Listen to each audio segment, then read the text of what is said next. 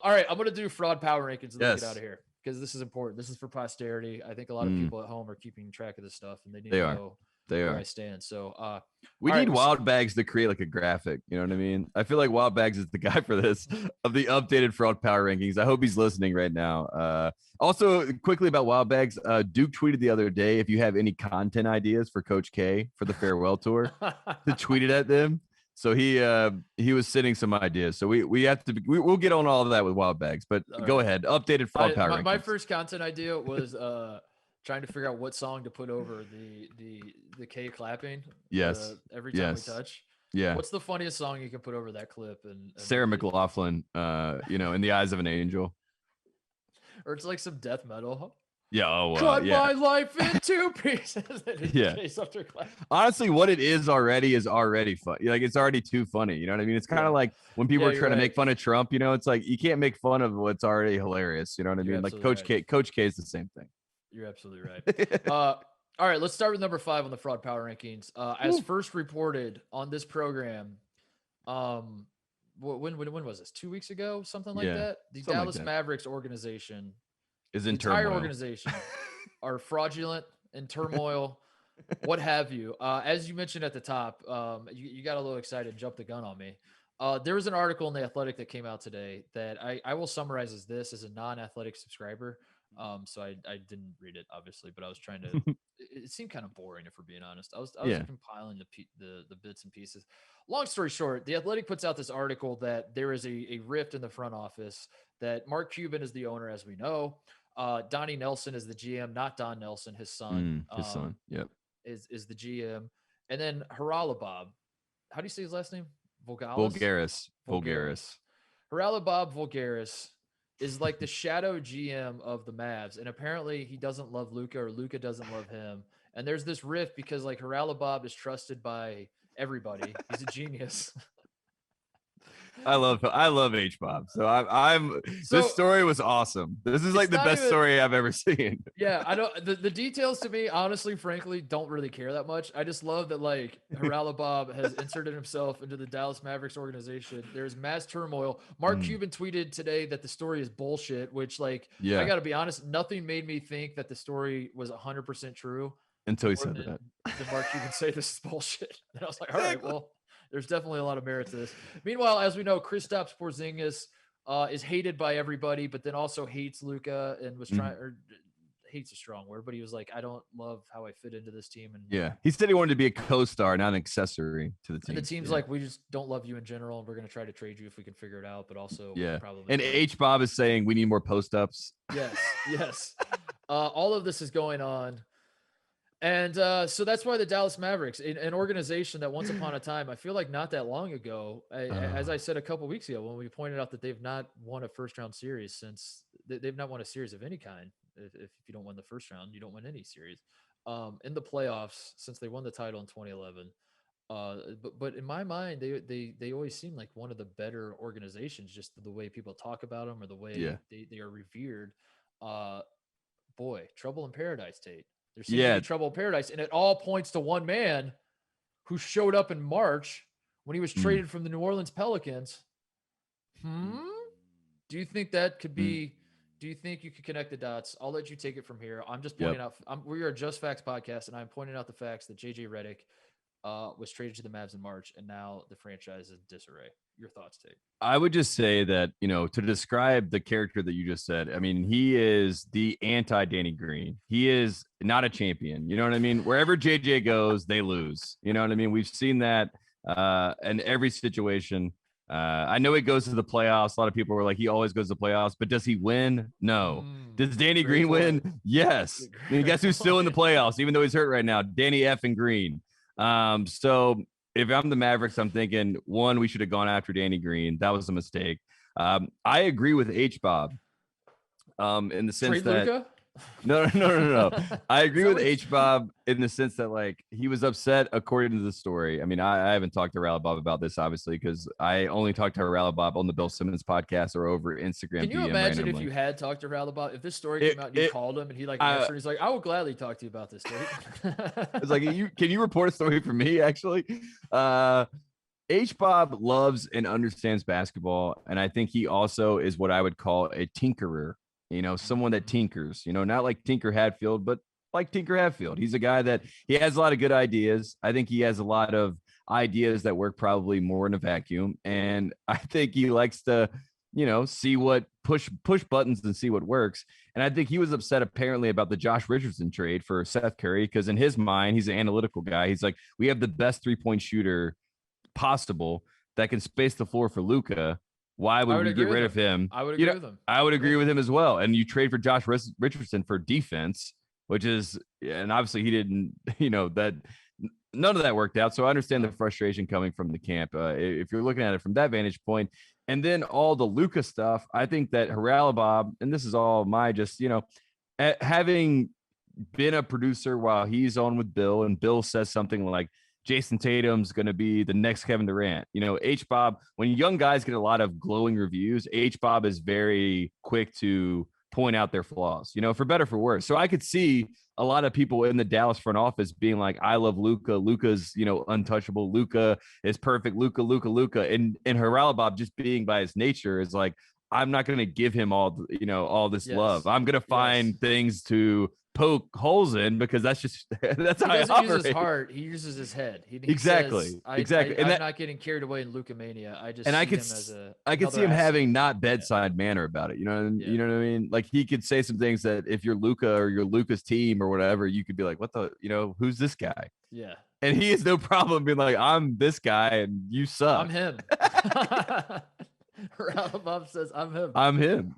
And so like the whole story itself honestly just makes me laugh because, H-Bob is a very, very smart basketball mind. I think I could totally see him trying to make things happen. I could see Donnie Nelson, trying to keep things status quo. And that's what it felt like. It felt like whoever leaked this story, I don't know if it was Luka's camp or, the Mavs front office, whoever leaked this story wants Haralabob to be the enemy or to be like the problem child, the disruptor, whatever you want to call him.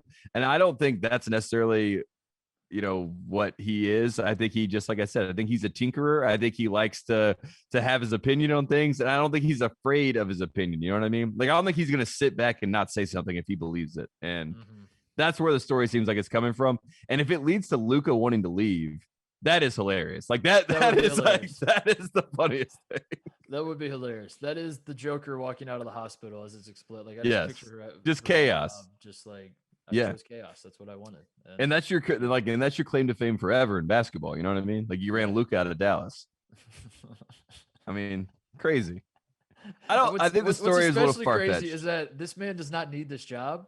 So like he doesn't have to worry about like if he runs Luka out of Dallas and then he's untouchable and everyone else in the NBA is like, this guy's a moron. We don't want anything to do it. Or he can just go, okay, cool. I'll go back to gambling and make a ton of money. And For the people that don't know, Haralabob is like one of the most infamous, famous, whatever word you want to use, the NBA gamblers. He is the man who was able to predict, and he has his own methods of predicting games. He predicted the Lakers would be good when Kobe and Shaq were on the team or something. I can't remember. I mean, look, I will say, like, he was one of those people that like Bill would have on, and you're just like, you hear the NBA opinions, but what Haralabob was saying, I was always so fascinated because it was very specific to him. You know what I mean? You could understand where he was coming from and why he was saying it. He never talked with his heart. He was never like, I believe, I don't care that people think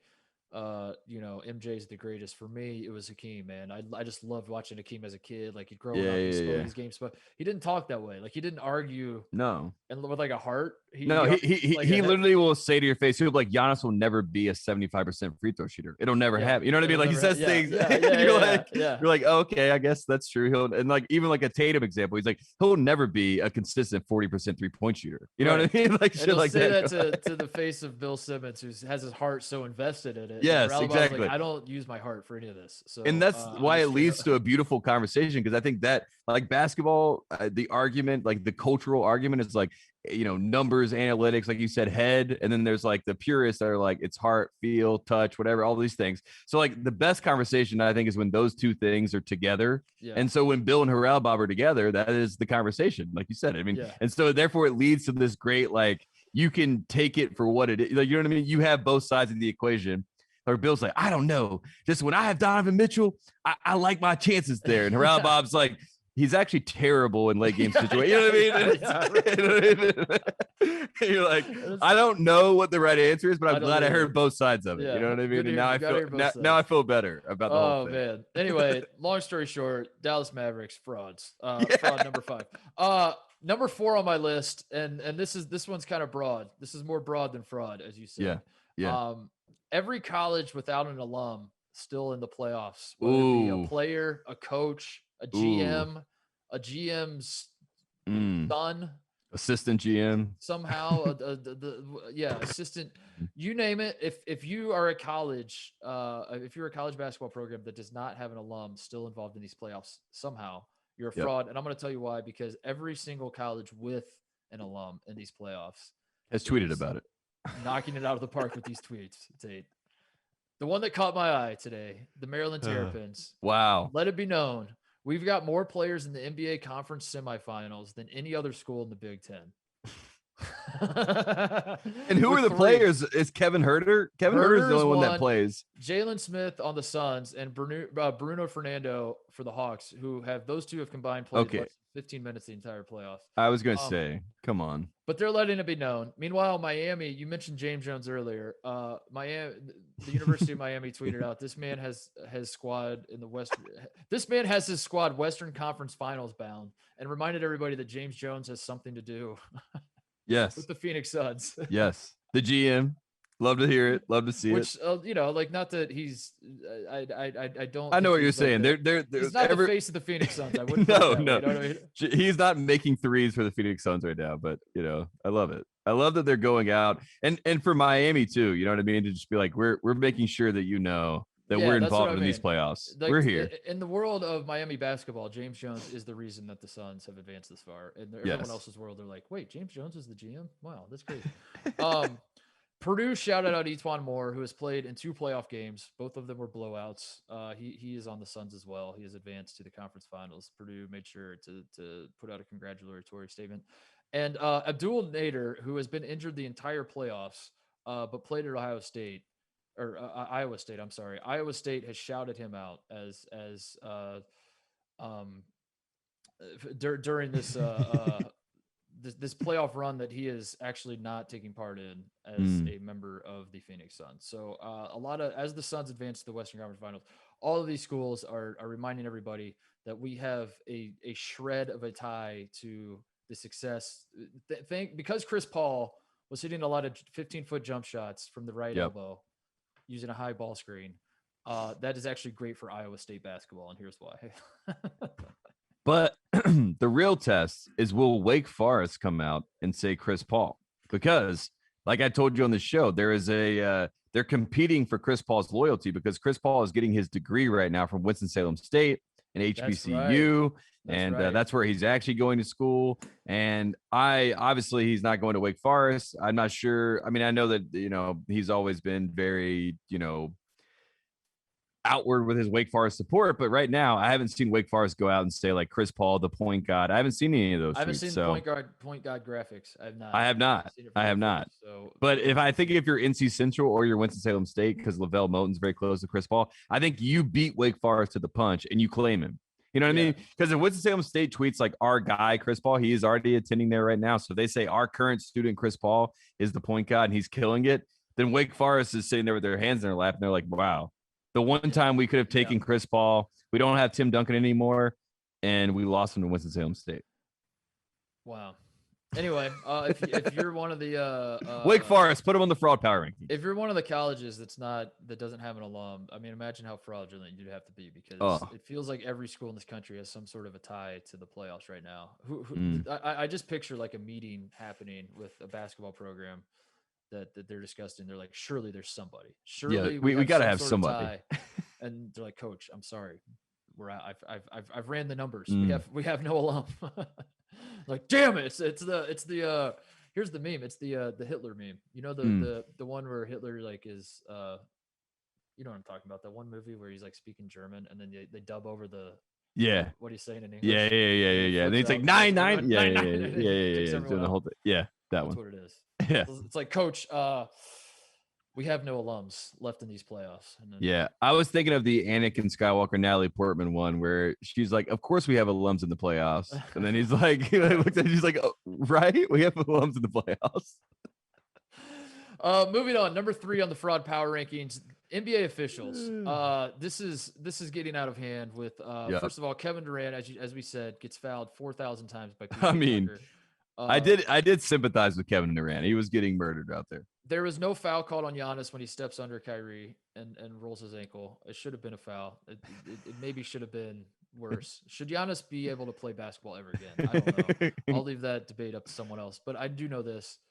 A foul should have been called. Meanwhile, Jokic, the MVP of the league, Nikola Jokic, is ejected in an elimination game, Tate, for a play that was barely even a foul, much less a flagrant 2.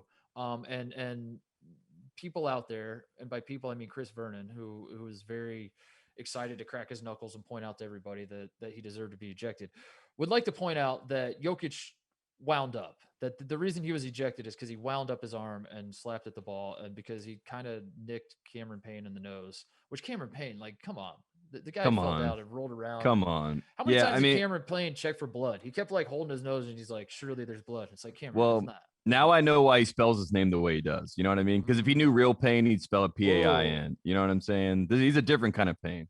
Great point. But to me, Jokic winding up means nothing. I mean, I don't understand why that factors into it. He made a in slow motion. It looked horrible, but in the moment, I thought he was trying to hit the ball. I think everybody who was watching it, he definitely was going for the ball. Who cares how frustrated he is or that he wound? I mean, Michael Kidd-Gilchrist wound up his jump shot every single time. I mean, he never got called for a flagrant for winding up. So, like, what the hell are we talking about here?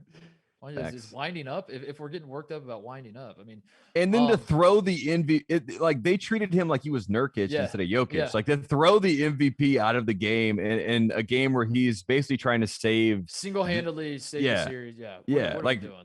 I mean, it's crazy. And look, I will say this: the Jokic moment with Devin Booker, Jokic won. You know what I mean? Like, absolutely did. Jokic, like when that moment happened, I think Devin Booker walked away and was like, "Oh, he's the MVP." You know what I mean? Like Jokic was looking at him, he was like, "What? What are you gonna do? What are you gonna do?" And I was like, "Oh man," I was like, "This is good." I was like, "There's no joking around anymore." You know what I mean? Like that's Nikola Jokic, and he was like really trying to make sure that he knew, like, I run the West. You know what I mean? And once I get my boys back, once they're healthy, don't worry, I'm gonna be right here. You're not gonna be chirping that much. You know what I mean? I like that. I like that moment. Devin Booker's like, I'm from the streets, and Jokic is like, where I'm from, we don't have streets. So Booker's like, well, I loved Reggie Miller's breakdown when he's watching. He's like going through. It was Miller, Reggie, right? Like, it was. I think so. Scrambled trying to remember, but I was pretty sure it was Reggie that he's going over the whole sequence of events, and that, like, you know, so Jokic swipes Cameron Payne, then of course Devin Booker steps in, which you have to do if you're Devin Booker, and he kept saying, like, you have to do that. And then for me, and he's breaking it down, he's like, for me, Jay Crowder, he didn't step in like he was supposed to. He's supposed to now step in for, and I'm watching this like, is this all choreographed? Like, it's like a dance. Like, we have roles that are like, if this happens, then all right, I'm gonna be the guy. Monty Williams has it drawn up on the board. He's like, all right, if a fight breaks out, Devin, this is your game. You get in the face. Chris, you're going to be the one to break it up. Jay, I want you to, like, kind of instigate, but at the same time, like, make it look like you're trying to break it up, but really you're very aggressively pushing them away. Well, I don't know. I mean, it was fun trying to. It was the best part of too, at least after the game. It was like I saw, Jokic and Booker, like, like saying nice things about, you know what I mean? It was like, it was a moment on the court that was heated, and it was over after the fact, which to me, that's what it's supposed to be. That's like what basketball is. And of course, Jokic is frustrated. And of course, in Jokic's mind, he's like, your boy is faking on the floor right now. And now you're trying to get in my face. And I'm already mad. So now I'm really mad. Now I'm upset. Yeah. Another bullet point for refs being frauds. So right now is lane violations aren't being called. And I won't put on my old man hat and say, I'm noticing a lot of guys stepping in early on free throws. I'm noticing a lot of chicanery. I noticed that the Nuggets took a technical free throw. I forget what the context was. Did someone get to? Man, I forget. My brain is scrambled. But the Nuggets take a tech free throw, and Devin Booker was like at the free throw line, extended outside the 3-point line, waving his hand I think Campazzo was taking. I think it was. Yeah. And he waves his hand and he misses, and then the Nuggets bench is going crazy trying to point out that Booker's like very. Let's clean up the free throw etiquette, officials, please, for the love of God. Yep. They're called free throws. They should be free. You shouldn't get all this nonsensical extracurricular. Let them shoot. Yeah. Hashtag let them shoot. And then you got Scott Foster throwing the ball to Giannis. Did you see that when he was mic'd up? He was like, shoot it on time. Yes. We need more of that. Come on. Number 2 on my fraud power rankings, analytics in general. As you said, Haralabob, an analytics guy in hot water. Meanwhile, Chris Paul, mid-range. Say it louder. Big time W. Jokic, who was the MVP, who I do think deserved MVP. I do think is one of the. I am very much pro Jokic, and I think Jokic is better than even people think he is. Like I love. They don't even understand what they're watching. You don't so even good. get it. Yeah. You don't even don't get it. Understand. We're saying this with our heart, by the way. Yeah. I'm very pro Jokic, but at the same time, like one of the big cases for why Jokic is so good is his advanced stats. He gets swept in the second round as your NBA MVP. So huge hit on analytics in the last few days. Fraudulent. Stamp it. Number 2. And number 1 on the fraud power rankings this week, Aaron Gordon. I'm going to make it simple. It was Aaron Gordon. Games 2 through 4, he scores 6 points per game. I was going to say all Jokic needed was somebody else. Somebody. That's all. And he was begging for it. Aaron Gordon scores 6 points a game, 32% from the field, 0 for 5 from 3, less than 4 rebounds a game, 1.3 assists per game, and the final 3 games of this series. My question to you, Tate, was this the Roy Williams move with the Suns? Was Aaron Gordon a guy who went to the University of Arizona? He is not from Arizona. He is a California kid, if I understand correctly. But maybe his heart, when he was in Arizona, his heart grew a fondness for the Suns. And now that he's playing his college pro team, if that makes any sense whatsoever, he thought, you know what, I'm gonna just completely forget how to play basketball and do nothing out here.